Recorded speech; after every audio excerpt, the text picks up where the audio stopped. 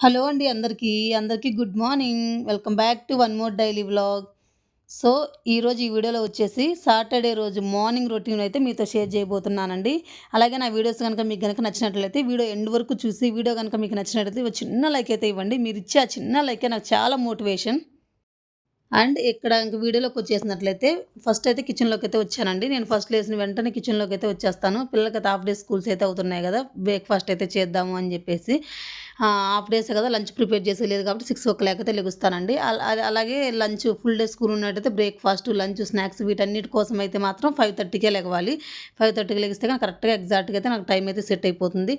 So, ఇంకా first నేనొచ్చేసి weekly 2 times అంటే Thursday రోజు నైటు, సండే రోజు నైట్ వచ్చేసి కిచెన్ డీప్ క్లీనింగ్ అయితే చేస్తానండి. చూడండి ఎంత ప్రశాంతంగా, ఎంత పీస్‌ఫుల్‌గా అనిపిస్తుందో. ఇంకా ఇలా గనక ప్రశాంతంగా ఉన్నట్లయితే ఇప్పుడు మార్నింగ్ మనకు బ్రేక్‌ఫాస్ట్ చేసుకోవడానికి అంత చిరాకు అనిపించదు, హడావుడి అయితే అనిపించదు. చాలా ప్రశాంతంగా, పీస్‌ఫుల్‌గా మనం కుకింగ్ అనేది చేసుకోవచ్చు. సో, ఎప్పుడు కిచెన్ నేను ఇట్లాగే పెట్టుకోవడానికే ట్రై చేస్తాను. ఆల్మోస్ట్ 90% ఎప్పుడైనా రేర్ సిట్యుయేషన్స్‌లో నాకు అస్సలు ఇంకా ఈరోజు హెల్త్ అస్సలు సహకరించట్లేదు. ఇంక ఈరోజు నా వల్ల కాదు అని అనుకున్నప్పుడు మాత్రమే అప్పుడప్పుడు 10 డేస్‌కోసారి అట్లా వదిలేస్తూ ఉంటాను కానీ ఆల్మోస్ట్ ఇలా క్లీన్ చేసుకుంటే మార్నింగ్ టైంలో ఇలా నాకు ఫ్రెష్‌గా ఉంటుంది వంట ప్రిపేర్ చేయడానికి. సో, ఇంకా వచ్చేసి కిచెన్‌లోకి వచ్చేసిన వెంటనే నేనైతే ఫస్ట్ స్టార్ట్ చేస్తున్నాను. నేను లేచేటప్పుడే పిల్లలనైతే లేపేశానండి. వాళ్ళు బ్రష్ వేసుకొని ఫ్రెష్ అప్ అయ్యి వాళ్ళైతే ఇంకా స్నానం అయితే చేస్తున్నారు ఇద్దరు. ఈరోజు పెద్ద పాపకు కూడా వ్యాన్ అయితే మిస్ అయిపోయిందండి. ఇంక ఇద్దరిని కూడా మా హస్బెండే డ్రాప్ చేయాలి. అందుకని చెప్పేసి ఇద్దరిని ఒకేసారి లేపేసి వాళ్ళని ఫ్రెష్ అవ్వమని చెప్పేసాను. వాళ్ళైతే ఒక పక్క ఫ్రెష్ అవుతూ ఉన్నారు. మొన్న దోస పిండి వేశా కదా! పెసరట్టుకి అదైతే కొంచెమైతే ఉండిపోయిందండి. పిల్లల వరకే సరిపోతుంది.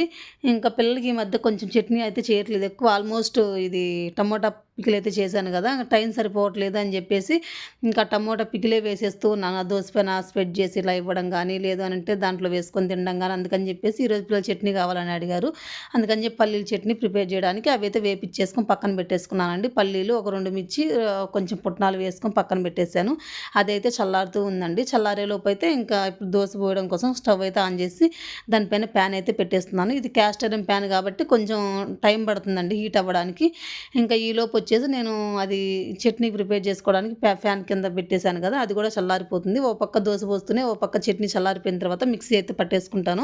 ఓన్లీ దోసపిండి కొంచెమే ఉందండి. ఓన్లీ పిల్లల వరకే సరిపోతుంది. తర్వాత పిల్లలు వెళ్ళిపోయిన తర్వాత మేము రిమైనింగ్ ఏదైనా టిఫిన్ అయితే చేసుకోవాలి. అందుకని చెప్పి చట్నీ కూడా చాలా తక్కువ క్వాంటిటీలోనే చేసేసాను. ఇంకా అది అలా చల్లారిపోతుంది. ఇంక దోస కోసం నేనొచ్చేసి ఆనియన్ అయితే కట్ చేసుకొని కొంచెం ఒక 2, 3 డాప్స్ ఇలా ఆయిల్ స్ప్రెడ్ చేసేసుకొని ఇలా రుద్దేసుకున్నట్లయితే దోస అనేది చాలా బాగా లేస్తుంది. చాలామంది అనుకుంటుంటారు దోసలు మంచి క్రిస్పీగా మంచిగా రావాలి అనంటే నాన్ స్టిక్ ప్యాన్‌లలోనే వస్తాయని చెప్పేసి అనుకుంటూ ఉంటారు. లేదండి, మనం దోస వేసుకున్న ప్రతిసారి ఇలా ఆనియన్‌తో స్ప్రెడ్ చేసుకున్నట్లయితే మనకి క్యాస్ట్ ఐరన్ ప్యాన్ కూడా ఉండంగా మనం యూజ్ చేస్తూ ఉండంగా ఇది కూడా నాన్ స్టిక్కీగా తయారవుతుంది. దోసలు కూడా చాలా క్రిస్పీగా చాలా మంచిగా అయితే లెగుస్తూ ఉంటాయండి. ఒకసారి అయితే ట్రై చేయండి. ఆనియన్ రుద్దకపోతే మళ్ళీ ఒక్కోసారి అయితే లెగవ్వండి. సో, ఒక 2, 3 డాప్స్ అయితే ఆనియన్ వేసి మామూలుగా రబ్ చేసినట్లయితే మన దోస అనేది చాలా బాగా లెగుస్తుంది. ఇంకా ఇది కూడా ఎక్కువ సార్లు మనం యూజ్ చేసిన ప్రతిసారి కూడా వాష్ చేయాల్సిన పనైతే లేదండి. నేను ఒక 2, 3 టైమ్స్ యూజ్ చేసిన తర్వాత అట్టే పెట్టేస్తాను. తర్వాత ఎప్పుడైనా ఎగ్ దోస అలా వేసినప్పుడు మాత్రమే వాష్ చేస్తూ ఉంటాను. ఎందుకంటే ఎగ్ అనేది స్మెల్ వస్తూ ఉంటుంది కదా! అందుకని చెప్పేసి.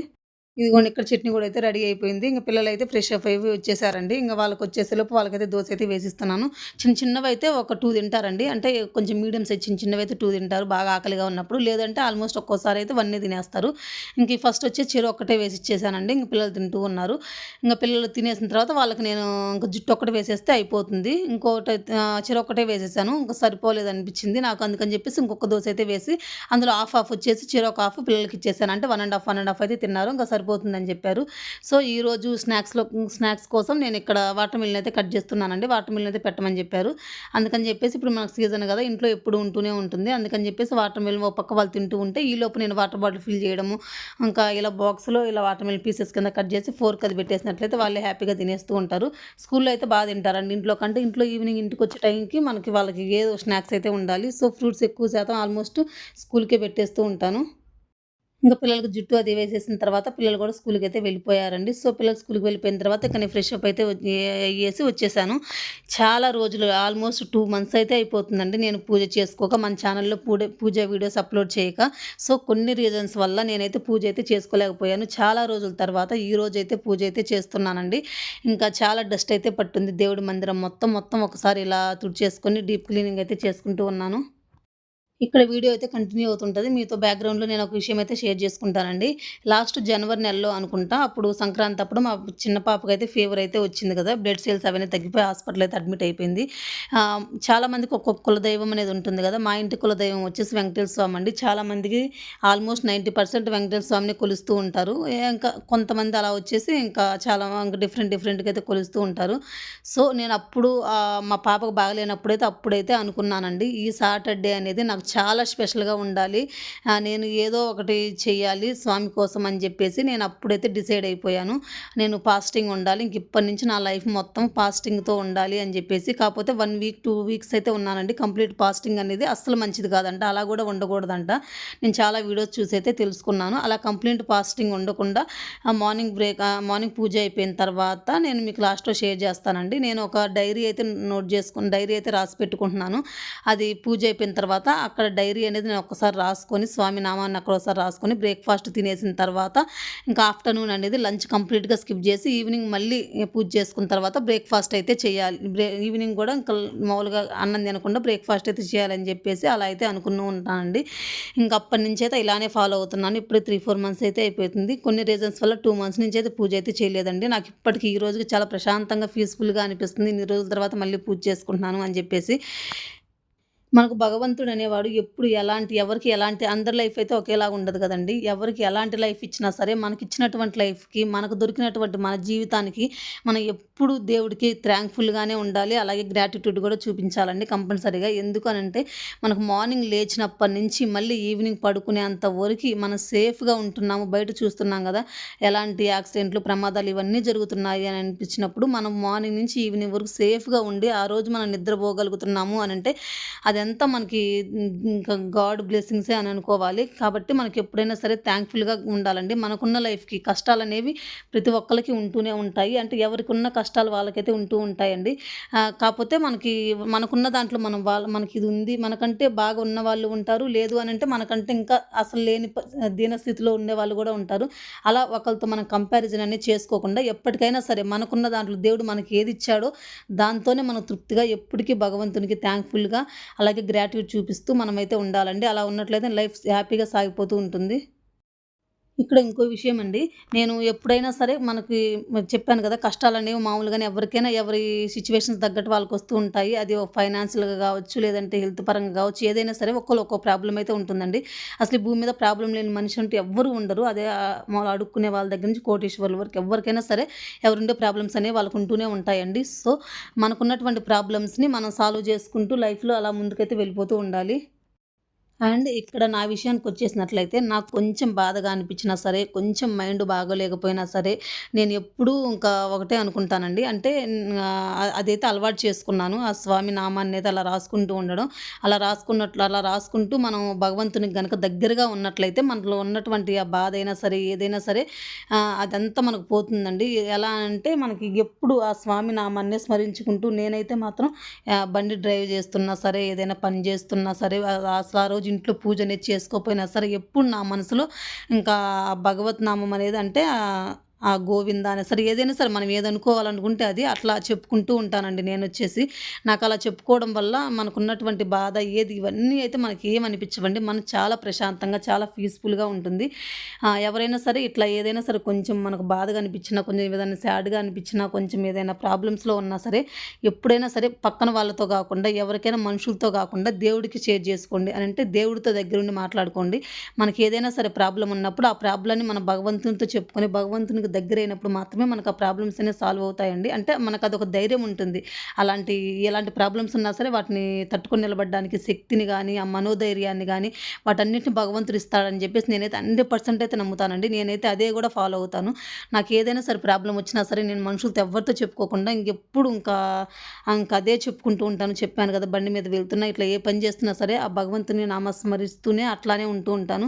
సో, ఎవరికైనా ఇట్లా ఏదన్నా సరే కొంచెం మైండ్ బాగోలేనప్పుడే సరే కొంచెం మనకు పీస్ఫుల్గా కావాలి, మైండ్ రిఫ్రెషింగ్ అవ్వాలి అని అనుకున్నప్పుడు ఒక్కసారి ఇలా దేవుడికి ఎల్లప్పుడూ దగ్గరగా ఉండి ఒక్కసారి ట్రై చేయండి. మీ లైఫ్లో కూడా చాలా చేంజెస్ అనేది చూస్తారు. ఆల్మోస్ట్ ఇప్పుడు చాలామంది ఇది ఫాలో అవుతూనే ఉంటారు. ఫాలో అయ్యే వాళ్ళకి మీ ఫీలింగ్ ఏంటి, మీ ఒపీనియన్ ఏంటి అని తప్పకుండా కామెంట్ అయితే చేయండి. ఇప్పటివరకు ఎవ్వరు కనుక ఇట్లా ఫాలో అవ్వలేదు అని అంటే ఒక్కసారి ఫాలో అయ్యి చూడండి. మనకు ఎన్ని బాధలు ఉన్నా, ఎన్ని కష్టాలు ఉన్నా సరే మైండ్ అనేది చాలా పీస్ఫుల్గా, చాలా ప్రశాంతంగా, చాలా ఫ్రీగా అయితే ఉంటుందండి. ఎందుకంటే ఎన్ని ప్రాబ్లమ్స్ ఉన్నా, ఏదున్నా సరే భగవంతునితో చెప్పుకోవడం కనుక మనం అలవాటు చేసుకున్నట్లేదు, మనకి ఎలాంటి ప్రాబ్లమ్స్ అయినా అవి అసలు ప్రాబ్లమ్స్ లాగే అస్సలు అనిపించవండి. సో నేనైతే ఇదే ఫాలో అవుతాను. ఒక్క విషయం అయితే గుర్తుపెట్టుకోండి. ఎవరైనా సరే మనుషుల్ని నమ్మి చెడిపోయిన వాళ్ళైతే ఉంటారు గానీ, భగవంతుని నమ్ముకొని ఎల్లప్పుడూ భగవంతుని మీద నమ్మకంతో మనం ఎప్పుడు స్వామి నామాన్ని మనం స్మరించుకుంటూ ఉంటే ఎప్పటికైనా సరే మనకి ఎలాంటి ప్రాబ్లమ్స్ అనేవి రావండి. అంటే ప్రాబ్లమ్స్ వచ్చినా గానీ, ఆ ప్రాబ్లమ్స్ తట్టుకొని నిలబడే శక్తిని, ఆ ధైర్యాన్ని ఆ భగవంతుడు మనకు తప్పకుండా ఇస్తాడు. దీని గురించి మీ ఒపీనియన్ ఏంటి అనేది తప్పకుండా కామెంట్ చేయడం అయితే మర్చిపోవద్దు. ఎంతమంది ఇలా నాలాగా సేమ్ నా మైండ్ సెట్‌తో ఆలోచిస్తారు, ఇలా ఎంతమంది ఫాలో అవుతారనేదైతే తప్పకుండా కామెంట్ అయితే చేయండి. సో ఇంక పూజ అయితే కంప్లీట్ అయిపోయిందండి. చాలా రోజుల తర్వాత ఈరోజు పూజ అయితే చేసుకున్నాను. చూపించాను కదా మీకు. నేను ఇట్లా పూజ కంప్లీట్ అయిపోయిన తర్వాత ఒక 101 సార్లు అయితే, అంటే 101 టైమ్స్ అయితే ఇది నేను ఓం నమో భగవతే వాసుదేవాయ నమః అని చెప్పేసి ఇలా డైరీ కొత్తది కొనుక్కొని ఒకసారి అయితే రాసుకున్నానండి. ఇలా బ్రేక్ఫాస్ట్ అయిపోయిన తర్వాత ఒక 101 టైమ్స్ అయితే రాద్దామని చెప్పేసి అయితే అనుకుంటూ ఉన్నాను. ఇంక ఇది రాసిన తర్వాత మాత్రమే నేను బ్రేక్ఫాస్ట్ అయితే చేస్తానండి. మీ ఇష్టం, మీరు ఏమైనా రాసుకోవచ్చు. మీరు ఏ స్వామి నామాన్ని అయితే స్మరించుకోవాలనుకుంటున్నారో అదైతే రాసుకోవచ్చు. కొంతమంది గోవిందాన్ని రాస్తారు, కొంతమంది ఇట్లా. నాకొచ్చేసి ఇది చాలా ఇష్టంగా అనిపించింది, అందుకని చెప్పేసి ఇదైతే రాద్దాం అనుకుంటున్నాను. ఓం నమో భగవతే వాసుదేవాయ నమః అని చెప్పేసి నాకు ఇది రాయడానికి వచ్చేసి ఒక 1 అవర్ టైం అయితే పట్టిందండి. ఇది అయిపోయిన తర్వాత మాత్రమే బ్రేక్ఫాస్ట్ చేస్తాను. ఇంకా అలాగే ఆఫ్టర్నూన్ ఎలాంటి లంచ్ అయితే చేయను. మళ్ళీ ఈవినింగ్ పూజ అయిపోయిన తర్వాత ఇలా ఇంకా మళ్ళీ బ్రేక్ఫాస్ట్ అయితే చేస్తాను. ఇలా నా లైఫ్ స్టైల్‌ని ఇలా అయితే కొంచెం దేవుడికి దగ్గరగా ఇట్లా ఉండాలని చెప్పేసి ఫిక్స్ అయిపోయాను. అంటే ఎప్పుడు సాటర్డే అనేది నాకు ఎప్పుడు స్పెషలే. బట్ ఇంకా ఆ రోజైతే అనుకున్నానండి, ఇలా ఫాస్టింగ్ ఉండి నా లైఫ్‌ని ఓన్లీ సాటర్డే మాత్రం ఇలా చేంజ్ చేసుకుందాం అని చెప్పేసి. ఇంకా నాకు ఎలా కొంచెం మైండ్ బాగాలేకపోయినా సరే, కొంచెం ఏదైనా బాధగా ఉన్నా సరే, నేను ఇట్లా ఇంకా ఇదే స్మరించుకుంటూ ఇట్లా ఉన్నట్లయితే నాకు చాలా ధైర్యంగా, చాలా మోటివేటింగ్‌గా అయితే అనిపిస్తూ ఉంటుంది. సో మీలో ఎవరైనా సరే ఇట్లా ఏమైనా ప్రాబ్లమ్స్ ఇట్లా ఏమైనా ఉన్నట్లయితే ఒక్కసారి మీరు కూడా ఇది కంటిన్యూ ఫాలో అవ్వండి. మీకు అప్పుడు ఎలా అనిపించింది ఏందనేది తప్పకుండా నాకు కామెంట్ అయితే చెప్పండి. మీ ఒపీనియన్ ఏంటి అనేది. సో ఇక్కడైతే నేనైతే రాసుకుంటూ ఉన్నానండి. ఇలా నేను ఈ బుక్‌ని ఎవ్రీ సాటర్‌డే అయితే ఇలా రాసుకోవాలని చెప్పి ఫిక్స్ అయిపోయానండి. మామూలుగా డైలీ రెగ్యులర్‌గా నేను నిత్య పూజ అయితే చేసుకుంటూ ఉంటాను కదా! అప్పుడు కూడా రాసుకోవచ్చు. కాకపోతే పిల్లలుంటారు, స్కూల్‌కి వెళ్ళడం, ఇంకా ఇట్లా డైలీ 1 అవర్ ఇట్లా కూర్చోవడం అంటే ఇంకా చాలా కష్టమైపోతుంది. ఓన్లీ సాటర్‌డే స్పెషల్‌గా పెట్టుకుందామని చెప్పేసి ఇలా సాటర్‌డే అయితే పెట్టుకున్నానండి. ఇంకా ఈ బుక్ మొత్తం ఇప్పటికి కంప్లీట్ అయిపోతే అప్పుడు నా లైఫ్‌లో ఎన్ని రోజులు కంప్లీట్ అయిపోతదో, ఎన్ని ఇయర్స్ కంప్లీట్ అయిపోతదో అప్పటి వరకు మొత్తం కంప్లీట్ చేద్దామని చెప్పేసి అనుకున్నాను. ఇంకా రాయడం కూడా కంప్లీట్ అయిపోయిందండి. ఈలోపు వచ్చేసి చెల్లి అయితే ఉందండి. చెల్లి బ్రేక్‌ఫాస్ట్ చేసింది మా కోసం, మా హస్బెండ్ కోసం, నా కోసం, ఇంకా మా అందరి కోసం. చెప్పాను కదా మార్నింగ్ దోస పిండి అయితే ఇంకా కొంచెమే ఉందని చెప్పేసి ఇంకా ఉద్గాని అయితే చేసిందండి. ఉద్గాని ఇందులో కాంబినేషన్‌గా పప్పుల పొడి అయితే చేసింది. ఈ రెండిటి కాంబినేషన్ చాలా అంటే చాలా బాగుంటుందండి. ఇంక ఇప్పుడైతే నేను బ్రేక్‌ఫాస్ట్ అయితే చేస్తున్నాను. ఇప్పుడు టైం వచ్చేసి 11:00 అట్లా అయితే అవుతుందండి. మనకి ఎన్ని కష్టాలున్నా, ఎన్ని బాధలున్నా సరే, నేనైతే వాటన్నిటిని తట్టుకొని నిలబడే శక్తిని, ఆ ధైర్యాన్ని మనకు ఆ భగవంతుడు ఇస్తున్నాడు. మనం మార్నింగ్ లేచినప్పటి నుంచి ఈవినింగ్ వరకు చాలా సేఫ్‌గా మళ్ళీ ఆ రోజు నెక్స్ట్ డే అనేది స్టార్ట్ చేస్తున్నాము అనంటే, అది కంపల్సరీగా నేనైతే భగవంతుని 100% అయితే నమ్ముతానండి. మనం ఎప్పుడైనా సరే భగవంతుని పట్ల ఇట్లా గ్రాటిట్యూడ్ చూపిస్తూ మనం ఇట్లా థాంక్‌ఫుల్‌గా ఉన్నట్లయితే మనకి ఎప్పుడైనా సరే నమ్మకం అనేది కోల్పోకూడదండి. మనకి అలా నమ్మకం ఉన్నప్పుడు మాత్రం మనం ఎలాంటి సిట్యుయేషన్స్ అయినా సరే హ్యాండిల్ చేయగలం. సో, నేనైతే ఇదే నమ్ముతాను. ఈ వీడియో అయితే ఇంతటితో ఎండ్ చేస్తున్నానండి. ఈ వీడియో కనుక మీకు గనుక నచ్చినట్లయితే ప్లీజ్ వీడియోని లైక్ చేయండి. అలాగే వీడియో ఎలా అనిపించిందో కూడా తప్పకుండా కామెంట్ అయితే చేయండి. మరొక మంచి డైలీ వ్లాగ్‌తో మీ ముందుకైతే వచ్చేస్తాను. Until then keep